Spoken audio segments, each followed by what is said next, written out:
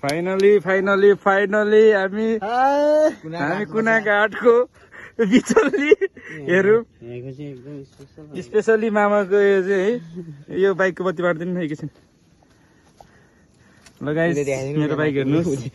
मेरो बाइकमा होइन हिलोहरू गढेर वाइल्ड भयो है त गाइस है।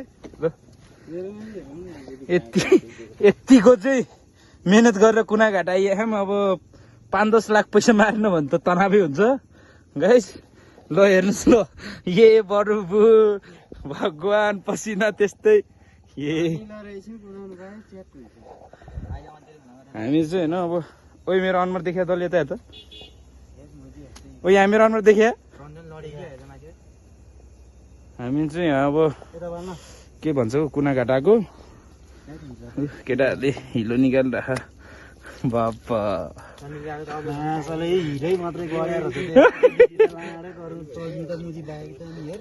अनि टायरको गोटी लिएर सामान त मामा, अनि हिलो त ज्याम्मै उठे गर्दो रहेछ।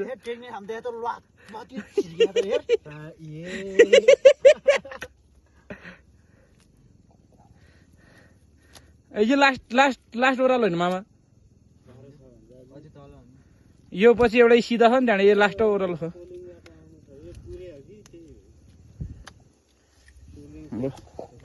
फाइनली कुनाघाट पनि यहीँ आउँदैछौँ।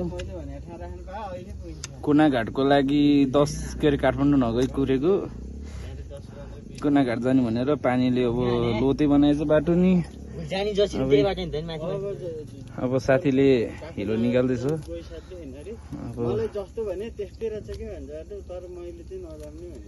उता भाइले पनि एफजेडको निकाल्दैछ, यता हर्नेटको पनि हिलो निस्किँदैछ।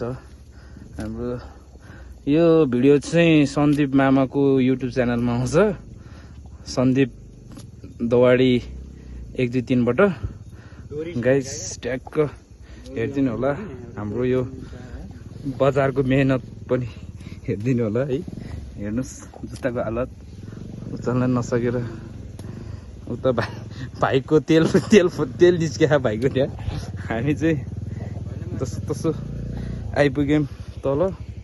अब अझ दुईटा छ भाइको।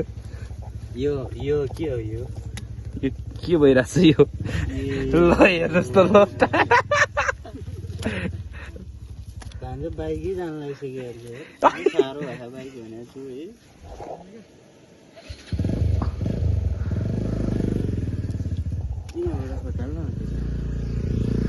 हाम्रो एनएस कमिङ। एकैछिन त्यहाँ राख्नुहोस् यसलाई हजुर।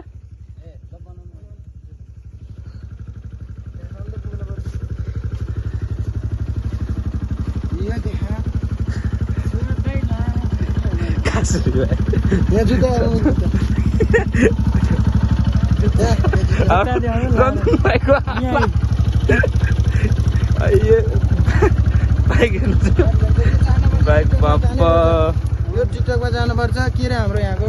हामी चाहिँ अब पनि पसिना ससिना बगाएर आयो। यता खुसी हुनु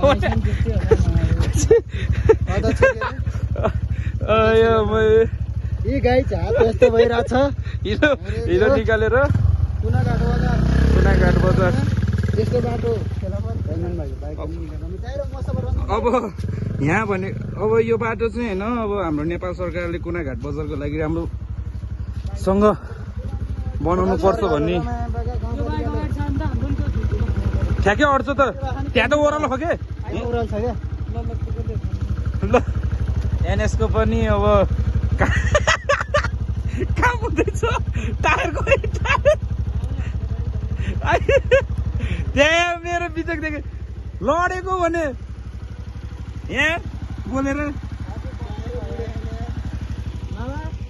मामा त एकदम चिल्छ नि। अಯ್या ल फाइनल्ली के अरे कुनाघाट आइपुग्नु लाग्यो। जे जस्तो भयो भने हाम्रो झरेर हेर्नु भने कस्तो लोद गएको यो। एकैछिन मटर अब उता खोलामा लाने नि म धुन्छु खोला के मान्छे फाइनली